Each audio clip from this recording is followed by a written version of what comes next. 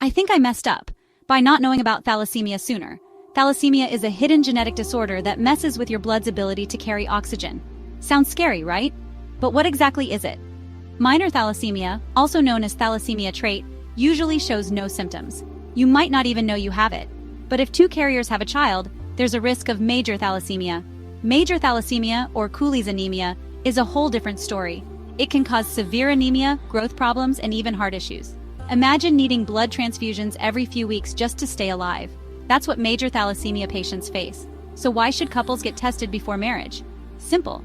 If both partners are carriers, they might pass on the severe form to their children. Knowing your thalassemia status can help you make informed decisions and plan for a healthy future. Got questions about thalassemia? Drop them in the comments. Don't forget to like, share, and subscribe for more amazing videos. Stay informed, stay healthy.